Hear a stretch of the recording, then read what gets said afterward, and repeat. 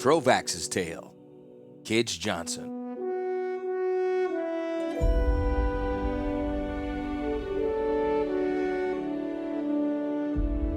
This is Crovax's tale, though he is not the one who tells it. There is no one else who will tell it, and so it is left to me, Orem, to make sense of what has happened to him. My people believe that each life is a tale, and further, that to tell the story of a life properly would take as long as the life itself. So we do not often tell stories of this sort, and yet there are lives that should be recorded. Crovax's is one of them, though his tale is not finished yet. Like all tales of this sort, the story is as much about me as about Crovax. For this I must crave the indulgence of my listener. Mine is an unimportant story. Listen and think only of Crovax and his guardian angel.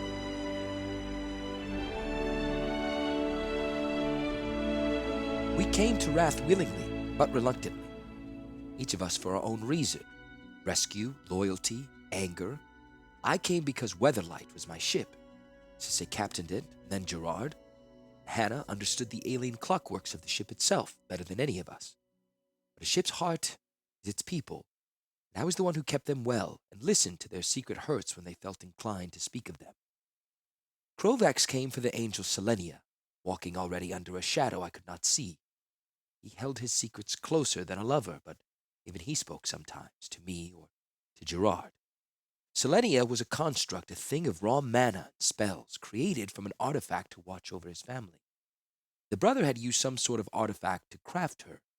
When we found Crovax, the angel was long gone, perhaps captured by Volrath. In her absence, his family had been destroyed by Volrath's people.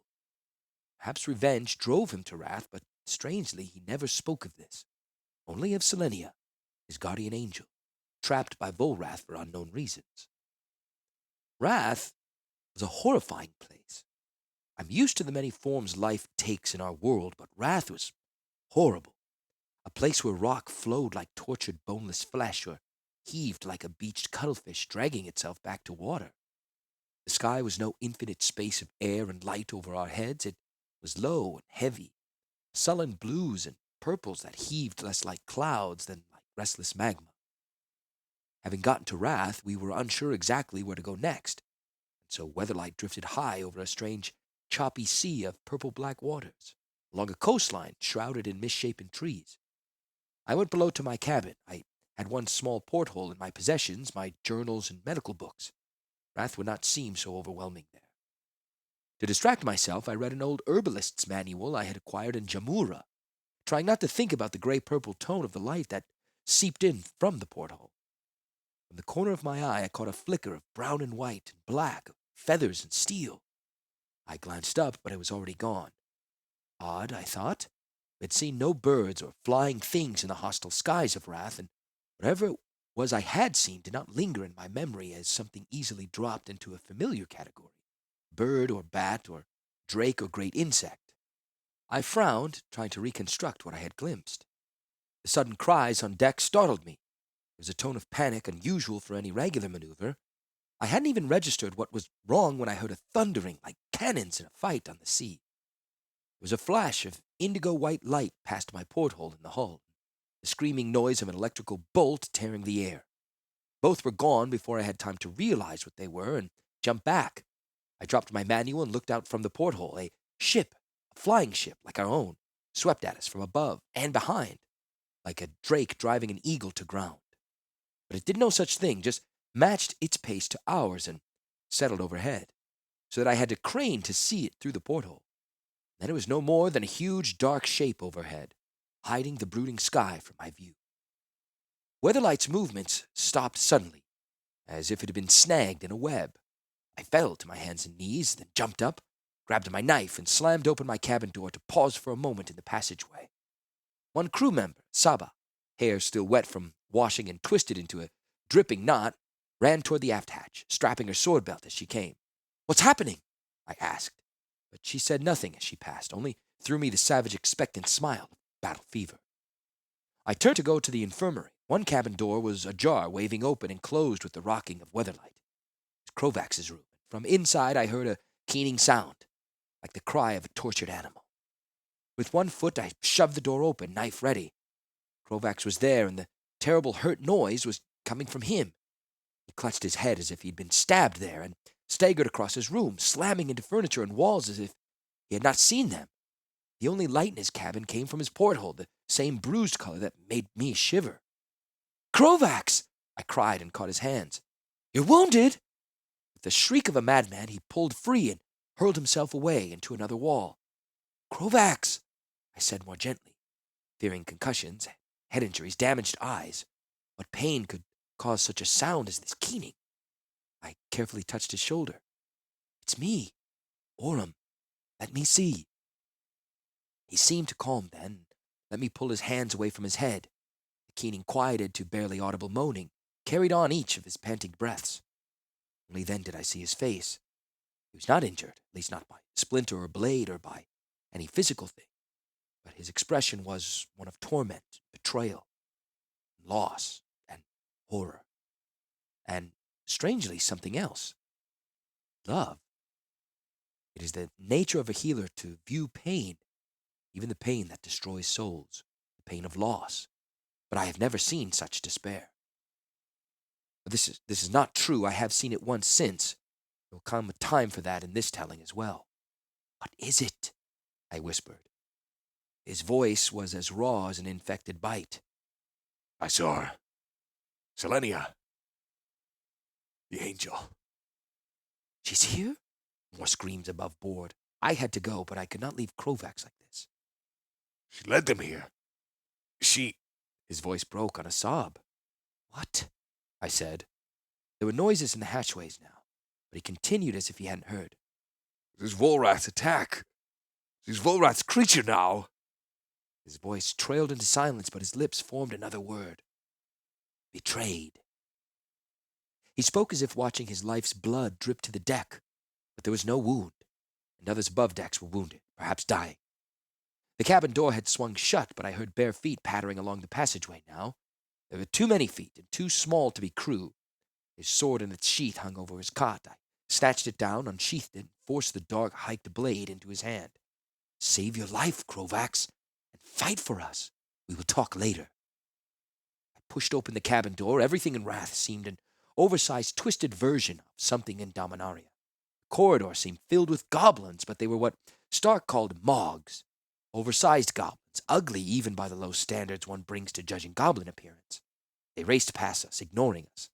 I led Crovax to the forward hatch. "Up!" I shouted at him. "Fight!" Obedient as a child in shock, he climbed, and I followed him. I hoped the fighting would bring him back to himself. I am no warrior. Others can tell the tale of battle between the Weatherlight and Predator better than I. My first and only impression was of total chaos. Predator hung over us, linked by scores of grappling hooks and lines. Mogs swarmed down the lines and across the deck. Several Weatherlight crew members were down. I cast a hasty ward over those crew members closest to me and braced myself against the railing near Crovax. Though he held his sword at the ready, his dark face was blank, as if surprised by a stab wound. My people were falling, slashed on knee or belly or chest by too many mog blades. I tied tourniquets and held pressure bandages and threw spell after spell at those I could not reach to help. Even so, I lost Vidats and Inekaturmulin and my countryman Ozel, son of Suk, their lives slipping through my fingers, sand in the hot wind of Rath. And still the mogs came. I wept with anger as they killed and killed again. I had to use my knife 3 times against mogs who attacked me. I hated the feeling, the slide of steel into flesh, the slight resistance of tendon or the sudden halt against bone, and the sickening feel and sound when I pulled the blade free. I hated it, but I did it. If I did not stop these creatures, I would not be there to hold my wards or heal my people's wounds.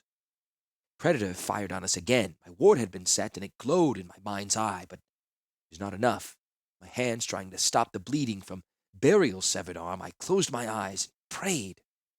There was a huge noise of Weatherlight's metal hull torn by the electrical attack. The ship shuddered and slewed to one side until it hung nearly sideways. Crew members slid along the vertical deck, catching whatever they could. I'd lost my grip on Burial and felt myself falling. There was not even time to scream before I felt a warm arm tight around my waist. I opened my eyes. With one hand, Crovax had caught me in the crook of his sword arm. The other clung to the railing. For an instant, our faces were inches apart. His eyes no longer had their drowned look. Weatherlight righted herself, and he released me. Careful, healer, He said in his low voice. they need you. I started shaking. There was a shout from Predator, and the Mogs returned to their ship, pouring from the hatches and swarming back up the ropes, loaded down with artifacts.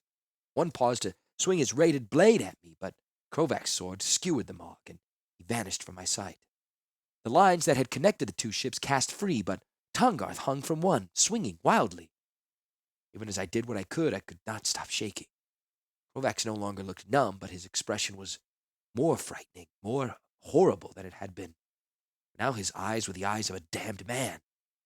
They need you, he had said, as if he were saying, but I will not. We crashed in the sky shroud, a forest of tall, twisted trees and roots sunk deep into the ugly waters of the sea. The survivors came then, as they always do, those who could not walk carried by their friends who left them in my infirmary, and rushed back to their posts to do what they could to secure the ship and prepare for any attack that might come. There were not enough. Some of the injured had fallen from Weatherlight when she had tipped to the side, but I cleaned and stitched shut ragged cuts and listened. The survivors struggled to make sense of what had been at the time, no more or less than instinct on courage and fear. It was horror and the potent joy that comes from being alive when so many others are not. As I always do, I said the things that would help and comfort. Time enough later to face the darker feelings, the shame and guilt that comes from survival. When I had done what I could, I walked on deck for a moment, longing to stretch my muscles and ease my eyes, longing for fresh air. I had forgotten the heavy sky, so close overhead it seemed I could touch it. Crovax stood by the rail, staring out at the trees that surrounded us. I think he had not moved since saving my life. I saw his profile only. The planes of his face caught the colors of wrath. One hand held his ribs absently, like a man suffering from heartburn, but blood dripped between his long fingers. "Crovax," I said, "you're wounded." He glanced down as if surprised. I pulled his hand from his side and showed it to him, palm up. He frowned when he saw his blood. "When did this happen?" I asked. It had been some hours now. He shrugged. "Come to the infirmary. I will heal this." No, he said. "Then I will look at it here," I said. He stared out at Rath, but did not try to stop me as I eased off his leather and scale mail and the black and red silk tunic beneath. A ragged gash as long as my thumb angled along his torso. Fresh as it was, its edges were already puffy. "What did this?" I asked. Mog. "Then it's infected. Goblin blades are always filthy. Just can't imagine the Mogs are cleaner." I always carry a flat jar of salve tucked into my belt. I pulled it out and scooped up some of the green ointment. It smelled fresh and sweet and sharp of calendula, biteweed, bright meadows a long way from Rath. Perhaps the crisp scent of more familiar lands awakened Crovax from his trance. He began to speak as I smoothed the salve into his cut. Selenia, he swallowed. I loved her. Never wanted to be away from her. How could I not love her? He said, and his eyes blazed at me, anger and anguish in equal measure. She was my angel, mine. I should have given her to my brother to guard the family, but I kept her with me. My guardian angel. Ha! He laughed once, a single sharp noise like a crow when a hurled stone connects. She watched well. No harm came to the family in the time she watched over us. But then she was gone, and I watched my family die because she wasn't there. They blamed me for it. I sat silently, the fire in his eyes dulled. I loved her. We talked. We were friends. She had no memory, so I gave her mine. And this. The only sound was the air hushing past Weatherlight's hull, a sound so familiar to us that it was silence. I pulled a clean bandage from one of my pockets to tie over the wound.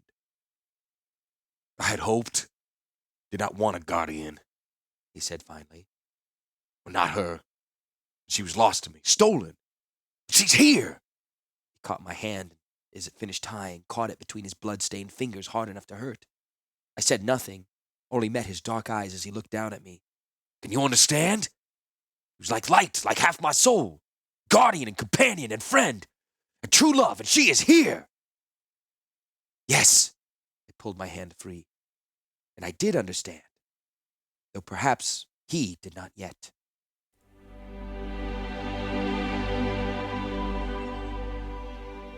We traveled across Rath on our way to Volrath's stronghold. We had lost Hungarth, dragged behind Predator, and we did not know if he lived or died. I had not seen it, but Gerrard had fallen from Weatherlight during the battle with Predator. Hannah and Miri retrieved him in the Skyshroud Forest, the interminable dark woods in which we crashed. We fought, then forged an alliance with the elves that lived there. The ship was damaged by the crash. We could still fly, but Hannah said the crystal that drove the ship would not be able to plane shift away from Rath. We took Weatherlight to a portal we had been told about, the only place that might permit us to escape.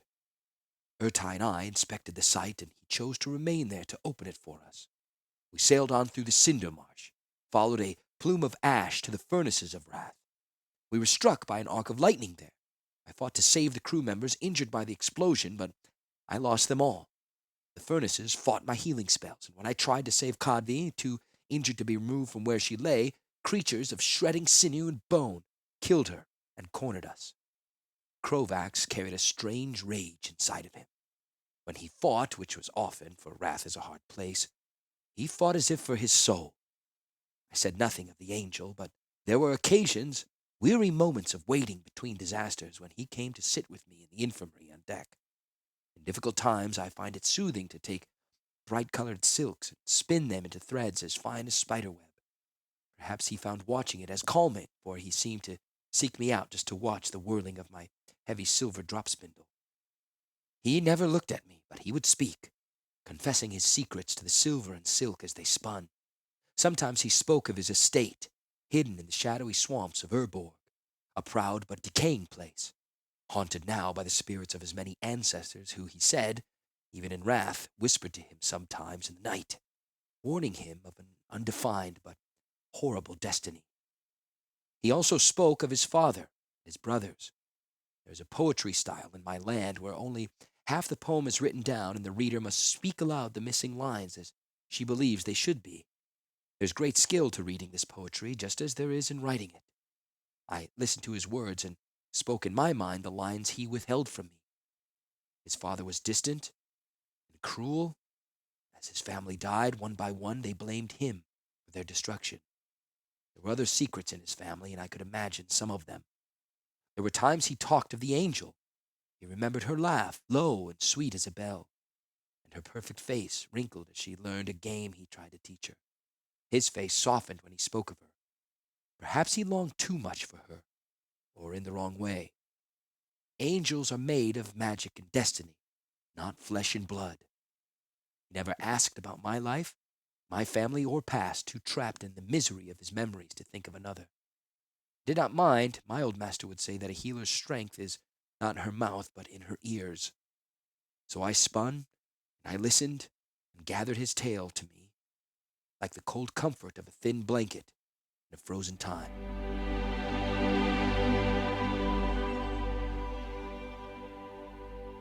The furnaces were a maze of stalactites and stalagmites that clung to the low stone ceiling and the rough stone floor. Weatherlight slid between great pillars as broad as we were long and fought whatever came to us. After a time, the ceilings began to lift and the rock shapes grew less common. The sky of Rath had seemed heavy, but now he knew what true weight was. Whatever I did, even in battle, when lives hung perilously on my actions, I could not escape the unimaginable weight of the stone hanging overhead. At times it seemed to squeeze the air from my lungs. We all felt this, all but Crovax, whose life force focused down to a single blinding point, his angel. Even a league and more away we could see Volrath's stronghold. The roof over our heads raised still more and showed us that we were in the heart of a great hollow mountain. Pale cold light sifted down from above to silhouette the vast mass of the stronghold. The crew clustered on deck, swords and cutlasses ready for whatever trouble might come. We drifted forward, but no enemy ship rose to greet us. No one seemed to see us at all. We ghosted closer and closer. The stronghold loomed, a shape like claws and bones and teeth, like the standing tendons of someone pulled on the rack. Gerrard's face was pale, but set. Others faced their fear in whatever way they could.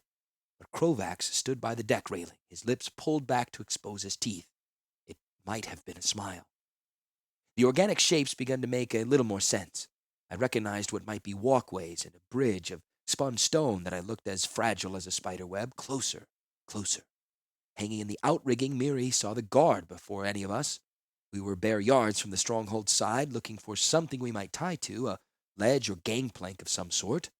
Without warning, Miri leapt across the space between Weatherlight and the stronghold, sword pulled out, teeth bared, and nearly a silent snarl. She landed on a narrow walkway, an arm's length from a startled guard. The guard died before he had time to cry out. This was as good a place to land as any we'd seen. Hannah secured Weatherlight's engines as Tice threw a rope across to Miri. She tied off the ship, then leapt back. She showed her sharp-toothed smile to Gerrard. "Best thing to hear from a guard? Nothing." Gerrard sighted along his sword blade, then slid it back into his sheath.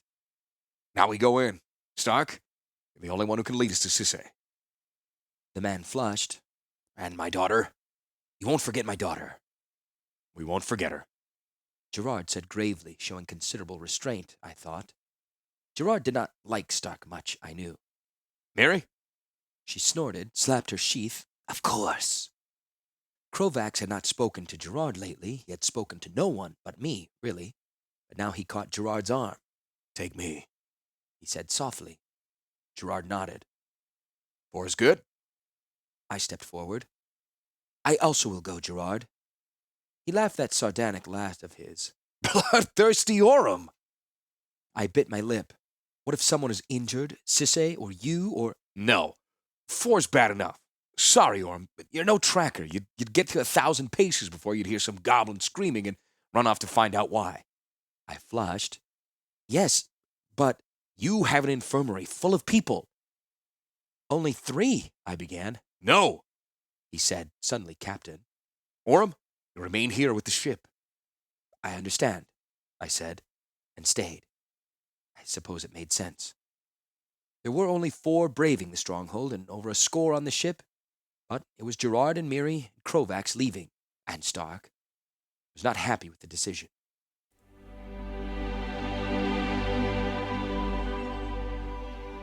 They entered Volrath's stronghold cautiously. Stark said he had been there before and had warned them of certain predictable risks. He knew of Mog platoons pacing the stronghold's corridors, and certain magical traps he knew of. Stark went first, beside Gerrard, with Miri and Crovax close behind. The halls were irregularly shaped, as if they had grown from Rath's rock, and the torches that lit the corridors flickered in strange warm air currents, so that walls and ceiling seemed to alter in the inconstant light. Sounds trickled down the halls, echoing until they were unrecognizable, even as voice or scream or clockwork. They entered a large corridor broad enough to walk 4 abreast, with a roof that soared into shadow far overhead. It seemed directed toward the stronghold's core, and so they walked along it, checking each branching hallway. For the heart of an empire, the place seemed empty, despite the noises. Miri stopped suddenly. "Wait!" "What?" Stark said nervously, but she only gestured impatiently, ears swiveling, nose twitching. "There." She pointed at an odd outcropping on the wall, pulling her sword. "There's a thing there." The section of wall she had pointed out jumped forward. It was no wall, but a living creature. Its misshapen body might once have been that of a Mog or an elf, but its limbs seemed poorly attached and unmatched, like a child's bad drawing. It crouched on the ground, narrow, unformed head lashing from side to side as it looked for an escape. Miri darted past it, trapping it. When it tried to rush past, she slashed at it. "I don't think so." It bared its ragged teeth and recoiled. Gerrard stepped closer, sword in his hand. "So what are you, animal, vegetable, or mineral?" he said in a conversational tone. The creature looked around again, then up, for the first time seeing the soaring ceiling. Like paint in rain or clay under invisible hands, its body began shifting, to become a woman's slender torso, clad in the shadow of armor and silk. Limbs resolved themselves into arms with long, fingered hands and legs ending in slim, booted feet. Flesh shifted, a face formed that of a helmeted woman with cold, pure features, eyebrows shaped like the twisting of a falcon's wing. And then came the wings themselves, pulling from the creature's shoulders, perfect feathers, made of layered flesh beginning to fill out shapes like the wings of birds or angels. Selenia! Crovax gasped. No? Gerrard said. Some sort of shape changer. Perhaps we could... Gerrard never finished. The howl of rage, Crovax hurled himself at the creature. She whirled, half-formed wings flaring. His sword came down where she had been, but half-fledged. She left an incredible jump that took her over Miri's shoulder and into the corridor beyond. Crovax knocked Miri out of the way and bolted after the shape changer, bare sword in hand. Miri, Gerrard, and Stark ran down the halls after them, but Crovax and the shape changer easily outpaced them. Crovax caught up to her in a huge room filled with seats like an amphitheater around a mysterious device. There were several doors out of the room, and this is what killed her. She paused to choose, and in that moment, Crovax threw himself at her. He caught her by one slender arm. She screamed wordlessly at him and bared her teeth, clawing at his face. Teeth and nails began to lengthen, shaping themselves into a fiercer function. He slammed his fist into her changing face, and again, she clawed at him, but he caught her hand in his, twisted her arm until he heard a cracking noise. He grabbed one strange flesh feather wing in his hand, bracing his other hand against her shoulder. She screamed again. He bared his teeth as he ripped the wing from her body, black-red blood pumping into his face. Gerrard and Miri ran to find him, tearing the shapeshifter's limbs free. She still bore the angel's form, but she was melting as she died. Crovax cursed as she died, slamming his fist into the remains of her face. My family died! Where were you when Volrath's people came to the estate, killed them one by one? Here? There was no answer. Gerrard and Miri looked at one another in horror. It was Gerrard who at last approached Crovax where he knelt in the ruins of the shapeshifter. It was not much more than rags of flesh, smears of blood. The fist he kept pounding into her was hitting the floor now, splitting his knuckles so that his own red blood splashed over the thick, darker blood of the creature. Crovax! Gerrard said. Then, when Crovax did not stop, more loudly, Gerrard laid a hand on Crovax's shoulder. He whirled, eyes drowned in madness, and raised his gore-smeared fist. Gerrard dropped back a step. Crovax! Come back to us! The madness ebbed. Crovax blinked and shook his head, raised a hand as if to rub his face, and stopped when he saw the mess. He stood quickly, looked down at what he had done. It looked like Selenia, he said. Swallowing heavily, Gerrard shook his head. It was a shape changer. It saw her and took her form, that's all. The voices dropped into the immense space without an echo, like a coin dropped into a bottomless well. Should not have taken her form. Crovax's hands were shaking now. He pressed them against his thighs, leaving glossy prints on his leggings. What happened, Crovax? Gerrard gestured at the shapeshifter's remains. You could have just grabbed it. Crovax's voice caught as he tried to respond. He cleared his throat and tried again. I had to kill it. Belongs to Volrath. Would have betrayed us. You didn't have to kill it like this. I saw her, Crovax said finally. Selenia. When Predator attacked us, she was there. Gerrard frowned. I know. That doesn't explain this. He looked at Miri, who shrugged and shook her head. She was there. I think she led them to us. Why? Gerrard said. I thought she was your guardian angel. I thought so too, Crovax sobbed. I thought she did not save my family because she was imprisoned in some way. But now, still, Gerrard said, the shape changer was not your angel. Crovax said nothing. Miri and Stark watched, silent. Gerrard watched him for a long moment. I don't think you're a good risk for this. You ran off without thinking about safety, and then, he gestured to the wreckage on the room's floor. We're still close to the Weatherlight, Crovax. I want you to return there. No. Crovax frowned. No, I can't. She's here, Gerrard. I have to find her. Why? So you can rip her to pieces, pull her wings off? Gerrard took an impatient pace away and turned. No, we can't risk it. Through clenched teeth, Crovax said, No. The shapeshifter had no right to her form. That's all. You need me. Selenia was created to watch over my family. She's vulnerable only to the members of my family. You want to have her kill Murray here? Maybe yourself? Mary opened her mouth to speak. Crovax continued. I'm the only one who can stop her, and I must. Gerrard stroked his beard. Please, let me find her, Crovax said, in a voice as raw as a wound. The legacy is your destiny, Gerrard, but Selenia is mine. Do not deny me this. Gerrard tipped his head back and sighed deeply. Very well. But control yourself, Crovax. The deeper into the stronghold we get, the longer your walk back to the ship will be.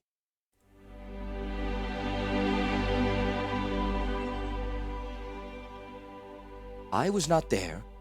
I was at the ship, patient Orem, waiting and spinning and clearing the last crew members from my infirmary. But I know Crovax and Gerrard. These are the words they would have said, the gestures they would have made. No one knows Crovax better. He spoke to me when he spoke to no other, and I, trained to see illnesses of the soul as well as of the body, heard the things his words did not say.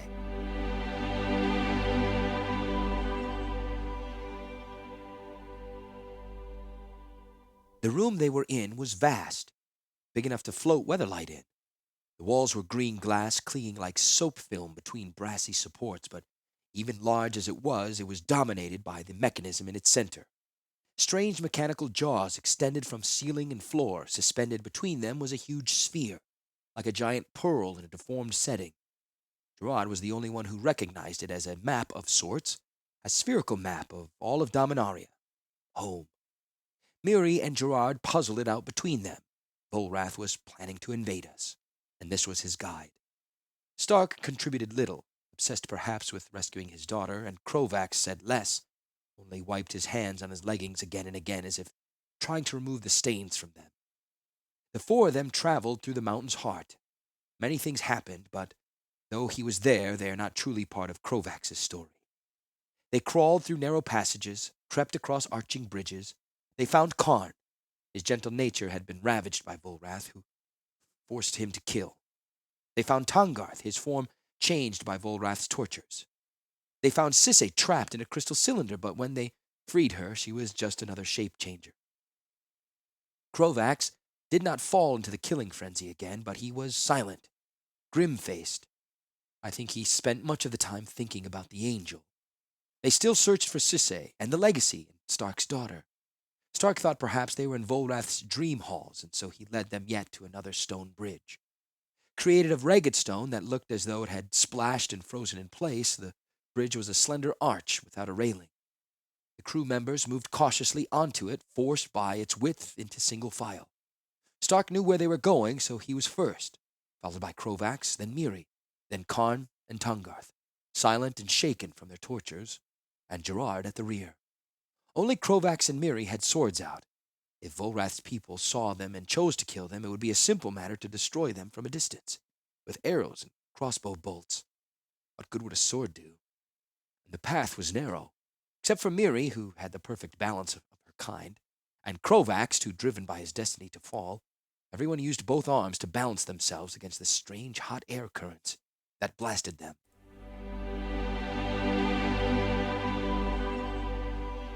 They were halfway across when the attack came, but it was not arrows.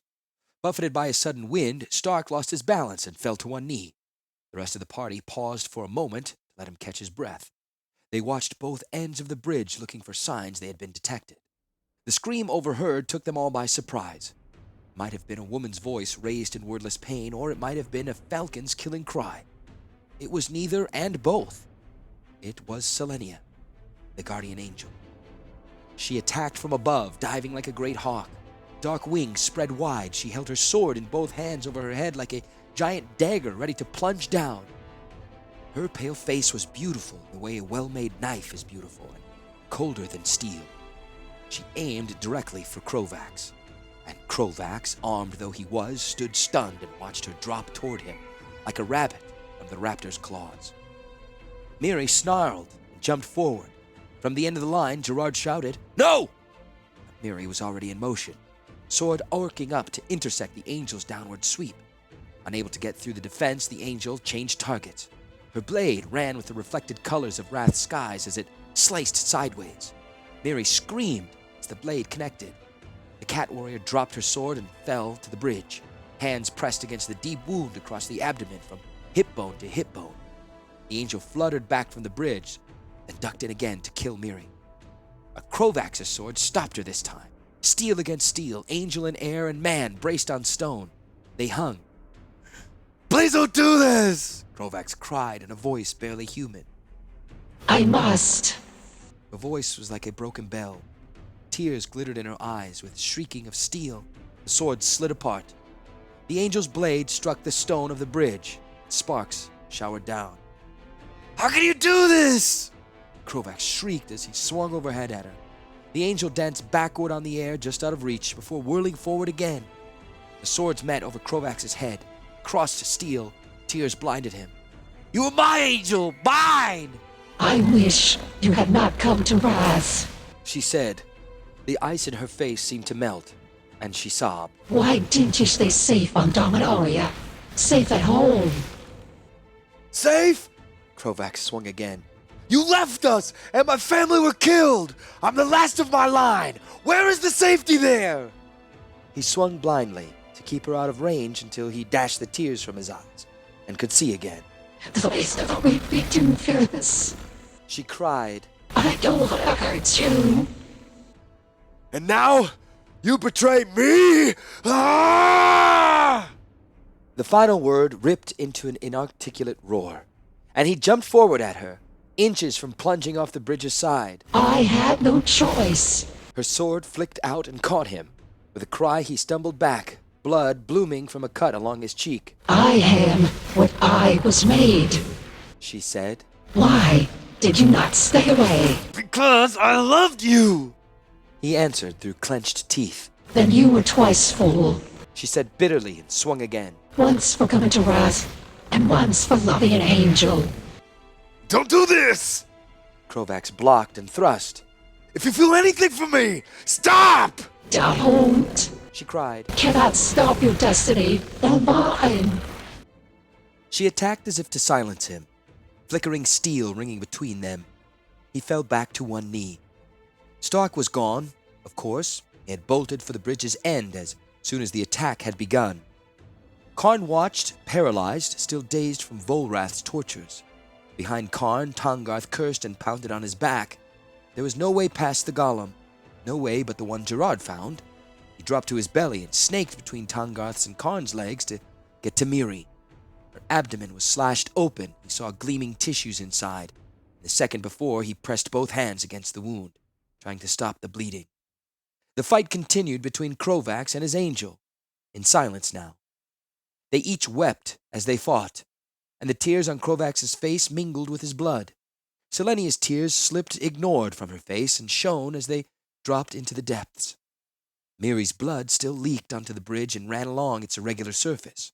Crovax stepped back and slipped, barely catching himself. As he fought for balance, the angel's blade flicked in again and sliced open his arm. Crovax was losing. It's impossible to fight an angel. She made her sword dance as easily as before, though his blocks grew slower, and slower still. You should not have come. She said. I would do anything to save you, but I cannot. She raised her sword one last time and froze as if listening to an unexpected voice calling her name. Half blinded and exhausted, Crovax gathered himself and thrust wildly, and it connected, piercing her heart, or where it should have been, had she been a woman and not angel. She did not die, or not exactly. She arched up into the air above Crovax, wings a great shadow over him. She looked down for a moment with great black eyes and whispered, I'm sorry. Our destinies are completed. We are both doomed.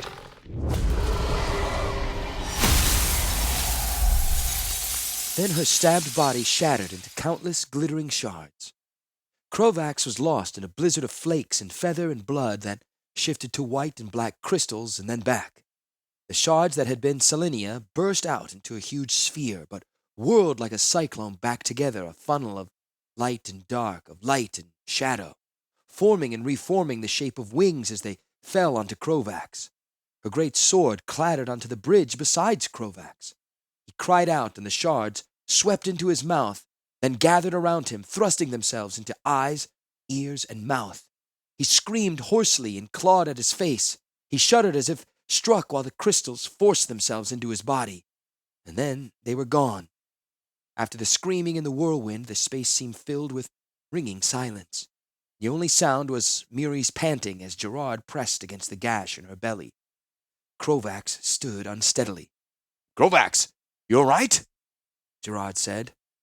Crovax said nothing, took a step toward the bridge's edge. Crovax, you had to kill her, Gerrard said. Karn, Tangarth, I can't let go of Miri. Karn still did not move.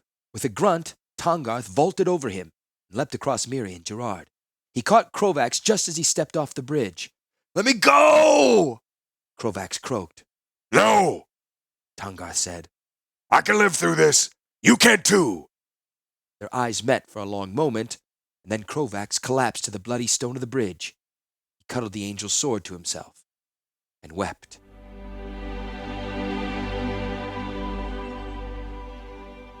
Tangarth brought Miri and Crovax back to me, one over each shoulder as if they were sacks of grain. I heard his voice and ran up the gangway. Tangarth, hideously misshapen, was lowering Miri into the arms of Daved and Zenaida. At the change in position, Miri murmured incoherently and struck out at Daved, who caught her clawed hand easily as he took her weight onto his shoulders. Blood dripped onto the deck from a stained bandage around her belly. "Into the infirmary!" I shouted. I touched her face as Daved carried her past. She was hot to the touch. Tangarth lowered the other body. It was Crovax. "What happened?" I said. Crovax was conscious, but his skin was as pale as the dead. He breathed the fast, shallow breaths of an animal. Crovax said nothing. Tangarth said only, He's ill. Do what you can. "Crovax, talk to me." I tipped his head up to check his pupils for signs of concussion. He pulled away. I bit my lip, trying not to cry. "Crovax, come downstairs." He followed me, but I do not know why.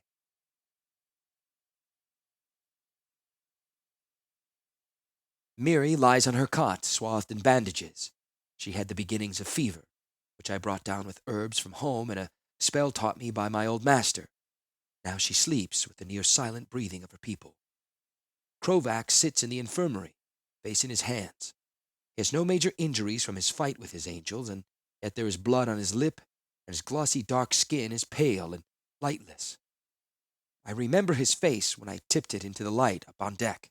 He snapped away, but not before I saw that his eyes had changed color, from brown to a sick yellow-white without pupil or iris, and not before I saw that his teeth had grown pointed and pierced his lip. Something happened when the angel died. She entered him in some fashion. A guardian angel is meant to be good, but with her death she is changing him into something different. I do not think it is good. Miri is the injured one, and yet for some reason I feel Crovax is the one I am losing, to a disease I cannot name unless I call it damnation. I would do anything to heal him, but I am powerless. A healer grows used to losses, even horrific and incomprehensible losses, such as this one. But even a healer feels despair when it is one she loves. Crovax loved the one he thought of as his guardian angel. He did not realize that in the end, it was not Selenia who watched over him and longed for his happiness and fought for his life. And I failed.